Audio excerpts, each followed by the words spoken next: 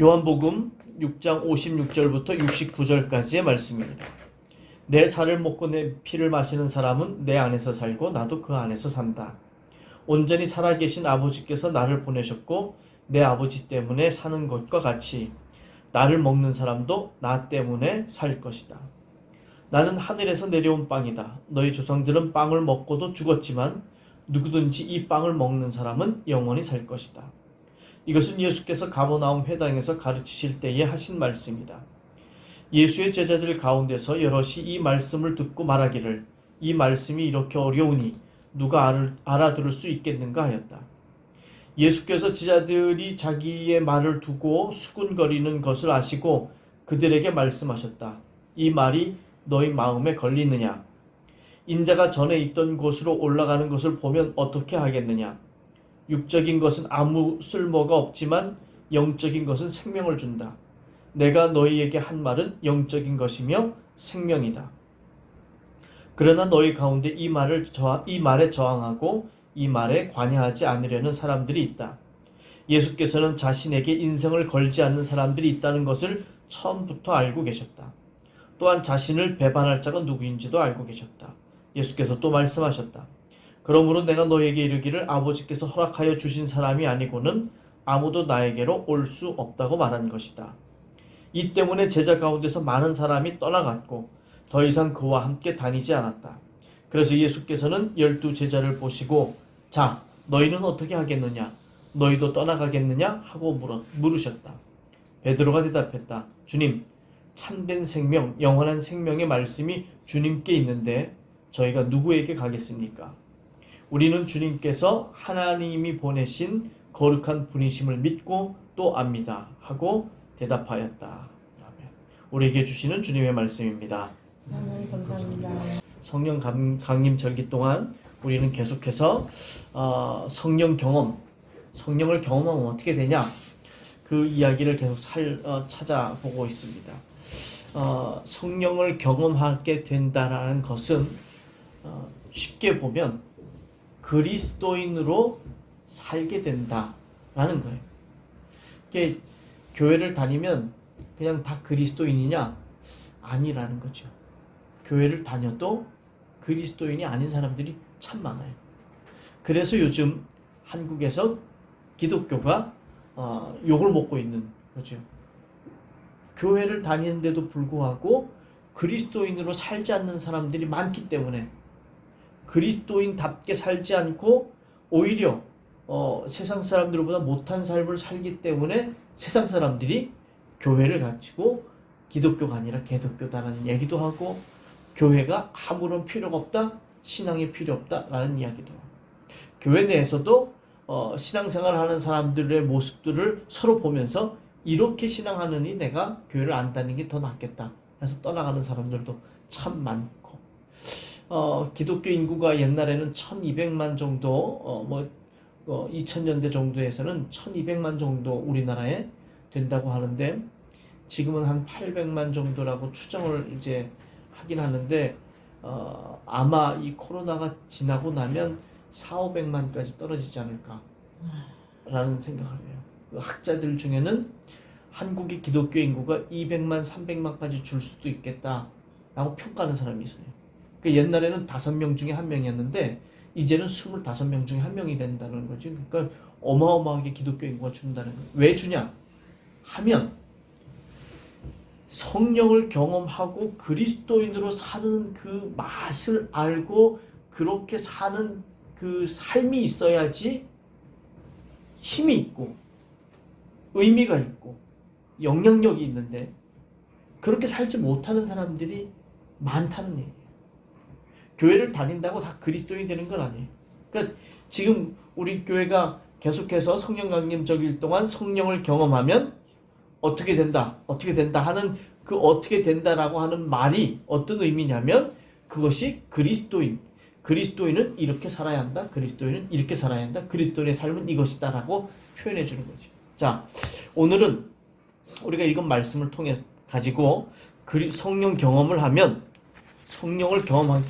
어떤 모습이 되냐면 성령을 경험한다는 것은 나를 살게 하는 힘, 그 힘이 내 안에 충만해진다.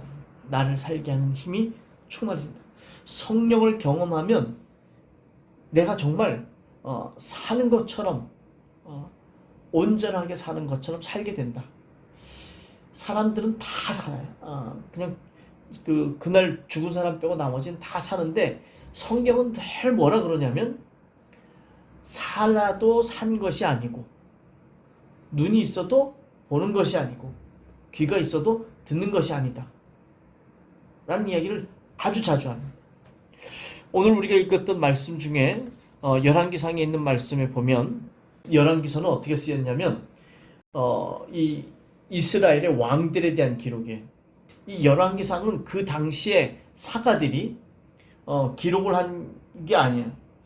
지금 이제 다윗 왕이 정치를 하고 다스리면 다윗 왕 때 기록한 것이 아니라 그 한참 뒤인 몇백 년 뒤인 바빌론 포로로 잡혀갔을 때 그때 왕들에 대한 기록을 쓰자라고 해서 쓴 것이. 자, 근데 그 이스라엘에서는 그 포로로 끌려간 다음에 이스라엘 사람들 마음속에 어떤 마음이 있었냐면 우리 하나님이 바빌론의 마두룩이라는 신한테 졌다. 그래서 우리가 모두 다 끌려왔다. 왜냐하면 이스라엘 사람들 생각에는 성전에 하나님이 계시는데 그 성전이 허물어지고 폐허가 되고 그러니까 하나님이 없어진 거지. 이스라엘 사람들이 보기에는. 그리고 자기네들은 포로로 끌려와서 포로의 삶을 살고 있는. 근데 바빌론은 보니까 번창하고 아주 점점 더 강세해지니까 이스라엘 사람들 안에 하나님에 대한 의문, 하나님을 상실하는 경험, 신앙이 필요 없다는 경험을 하게 된 때에 이 열왕기가 쓰여진 거예요. 근데 이 열왕기를 쓰면서 솔로몬을 쓰는데 솔로몬이 하나님의 성전을 건축했다라는 이야기를 이제 쓰면서 열왕기서를 쓴 사람들이 이스라엘 백성에게 하고 싶은 말이 있었던 거예요. 이 솔로몬 왕이 성전 건축을 한 다음에 뭐라고 얘기를 하냐면 이렇게 얘기를 해요.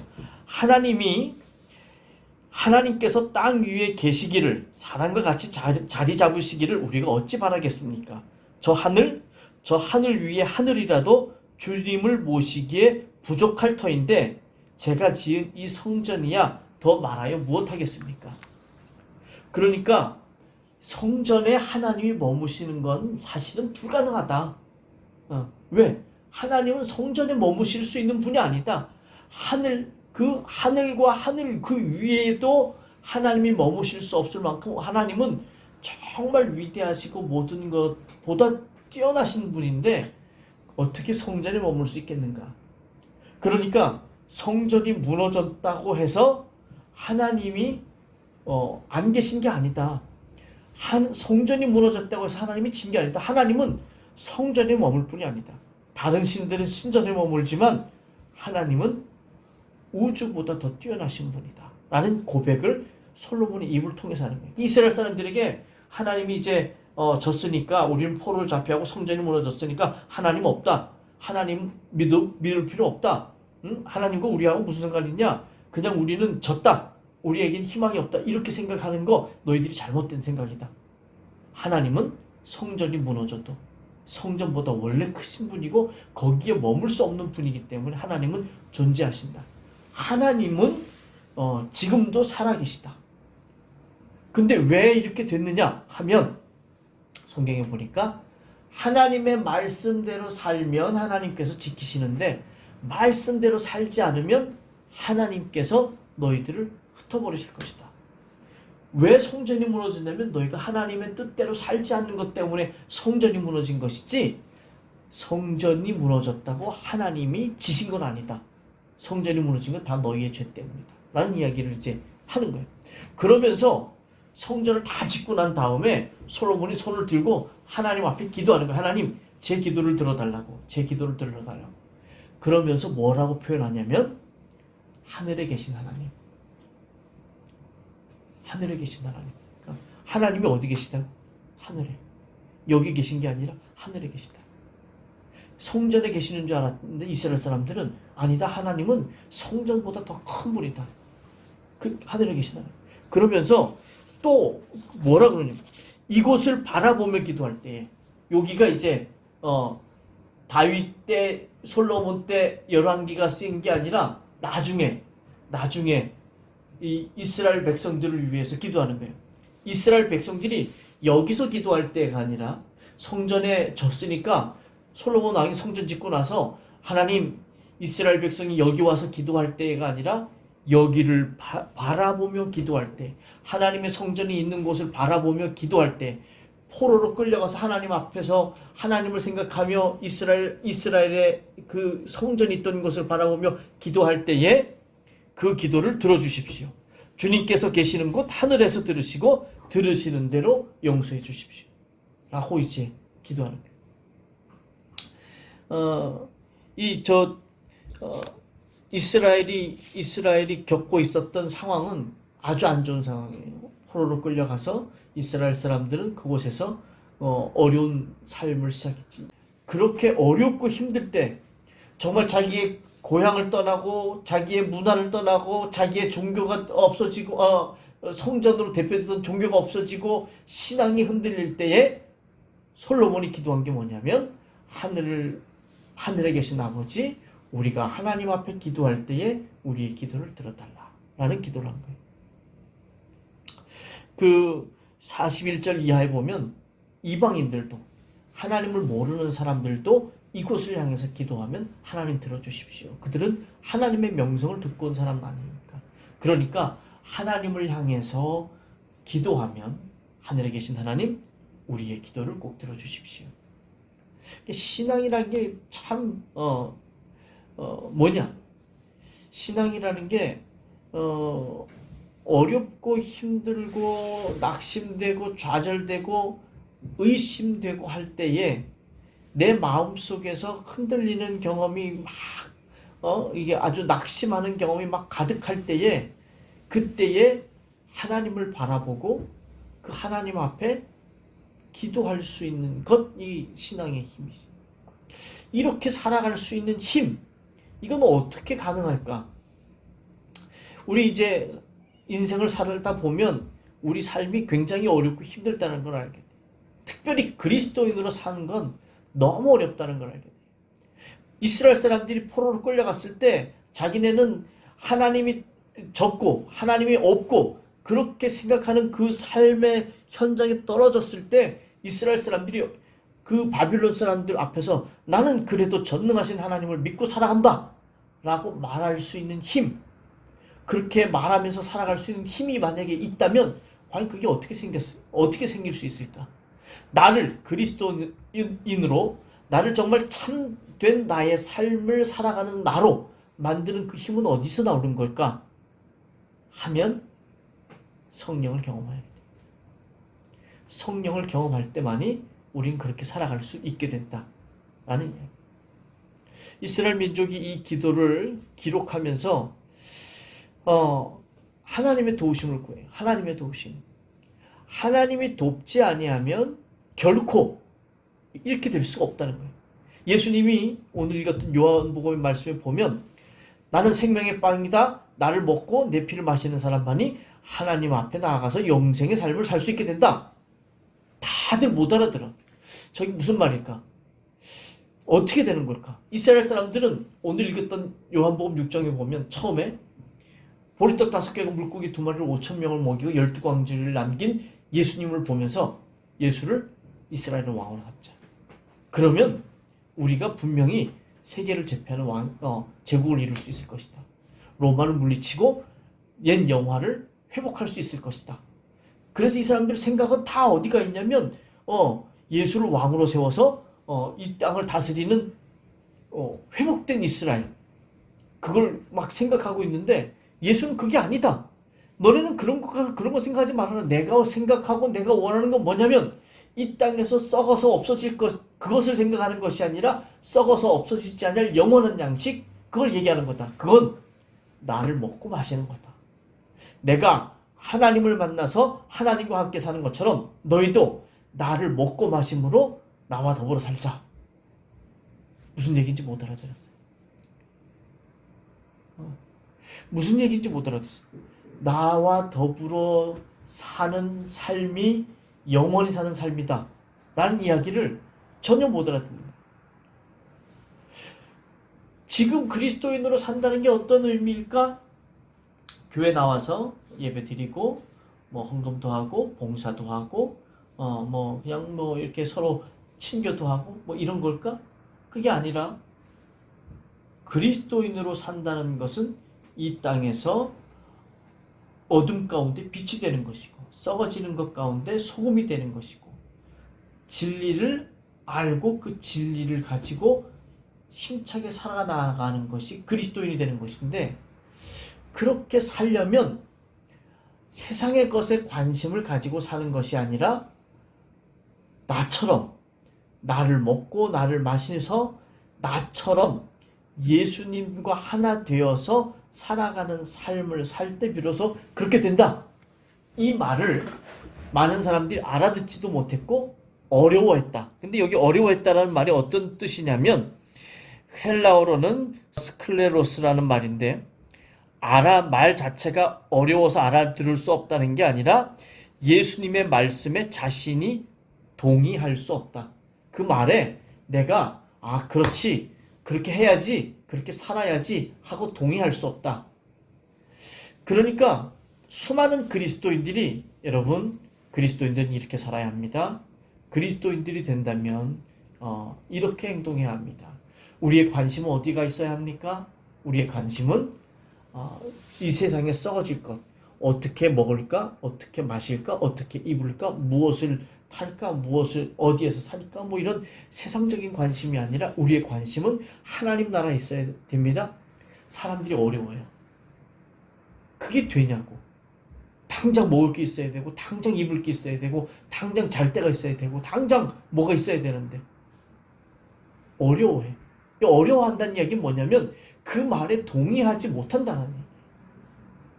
근데 그렇게 동의하지 못하고 살면 그리스도인으로서 이 땅에 살기 참 어렵다.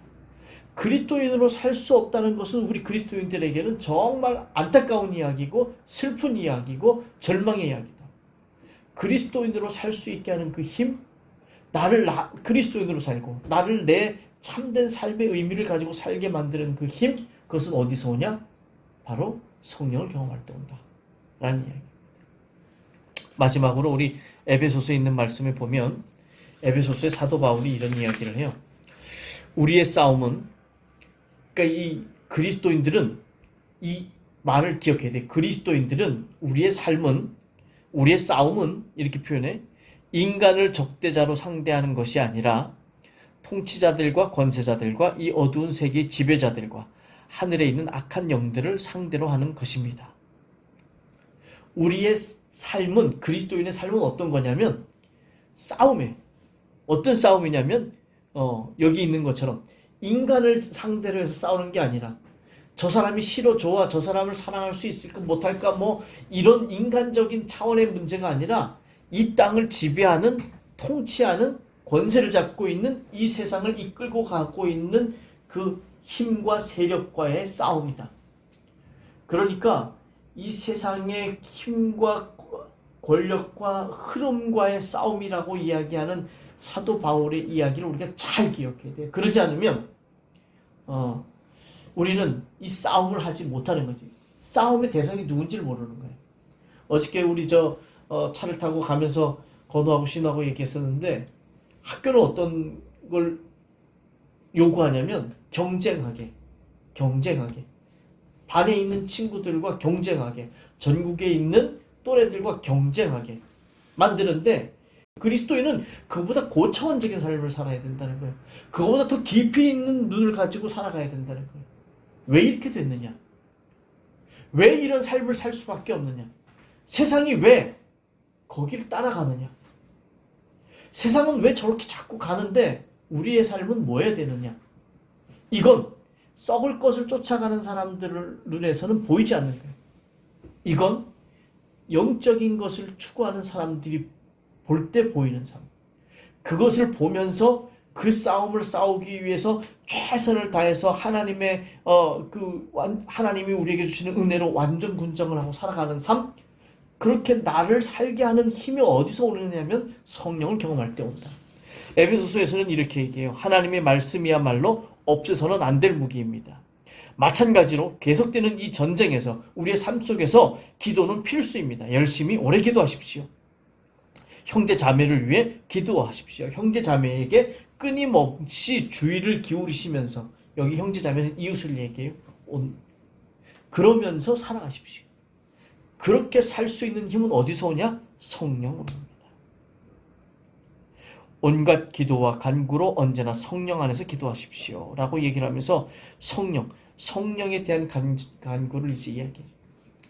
그리스도인으로서 내가 온전히 산다. 나를 살게 하는 힘은 어디서 오냐? 돈에서 오지 않습니다. 내가 학식이 많다? 거기서 오질 않아요. 내가 인기가 많다? 거기서 오질 않아요. 페이스북이나 무슨 인스타그램, SNS에서 내가 팔로워가 몇 명이고 나를 막 이렇게 관심 갖는 사람들이 어마어마하다. 거기에서 내가 사는 힘을 얻지 않아요. 내가 사는 온전한 힘은 성령을 경험할 때 생기고, 그렇게 성령을 경험할 때 생긴 힘을 가지고 사는 사람은 이 우리의 삶, 우리의 싸움, 영적인 싸움에서 낮은 단계에 썩어질 것에 엉켜서 살아가는, 복잡하고 감정에 얽혀서 사는 삶이 아니라 고차원적인 영적인 삶을 살 수 있게 된다. 그렇게 사는 삶을 살 때 비로소 세상은 그리스도인을 그리스도인이라고 부르고, 그 그리스도인들에게 영향을 받아서 어둠이 빛으로, 썩어질 것이 썩지 않을 것으로, 정말 이 땅에 얽매이지 않고 영원한 것을 바라보면서 사는 삶으로 변화될 수 있다라는 이야기. 성령을 경험해야 돼요. 성령을 경험해야 내가 나눠 살 수 있게 됩니다. 그런 경험을 하면서 살아가는 한 주간이 되시기를 주의 이름으로 간절히 축원합니다. 기도하겠습니다. 하나님 감사합니다.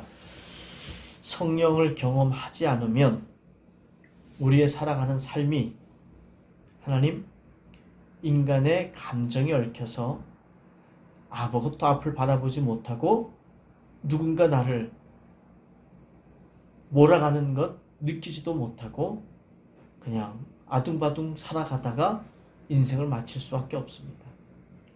그리스도인이라면 적어도 이 싸움이, 이 삶이 무엇을 바라보고 무엇과 상대해서 살아야 되는 줄 알아야 하고, 그 아는 것을 통해서 이기려면, 승리하려면 성령이 우리에게 주시는 힘을 가지고 살아야 합니다. 말씀으로, 기도로, 끊임없는 관심과 배려로 살 수 있어야 합니다. 그렇게 살아가는 힘이 생기기 위해선 우리에게 성령을 경험하는 길밖에 없습니다. 하나님, 우리가 성령을 경험해서, 그래서 우리의 눈이 한 차원 높은 더 깊은 곳을 바라보며 정말 아버지 하나님, 세상에서 내가 살아갈 수 있는, 나로 살아갈 수 있는, 그리스도인으로 살아갈 수 있는, 하나님의 자녀들로 살아갈 수 있는 우리들이 되게 돌보아 주시옵소서. 아버지요, 정말 이건 듣기 어려운 이야기입니다. 동의하기 어렵고 따라가기 싫고, 그래서 수많은 제자들이 이 말을 듣고 난 다음에 예수를 떠났다고 합니다. 아버지 하나님, 우리는 그와 같이 예수를 떠난 제자들과 같이 되지 않고 정말 예수 밖에 영원한 생명이 없다고 고백한 베드로와 같이 예수 옆에 머물면서 예수와 함께 하나 되면서 살아갈 수 있는 우리 예수 마음교회 모든 성도들이 되도록 주님 도와주시옵소서. 주님 앞에 간절히 구하오니 그 은혜를 경험하는 한 주간이 되게 하시옵소서. 이제는 우리 주 예수 그리스도의 은혜와 하나님의 크신 사랑하심과 성령님의 감동 역사하심이 우리 모두 위에 나를 살게 하는 힘이신 성령을 경험하기를 원하는 우리 모두 위에, 그리고 우리의 가정과 일터 위에 이제부터 영원토록 늘 함께 하시옵기를 간절히 축원하옵나이다. 아멘.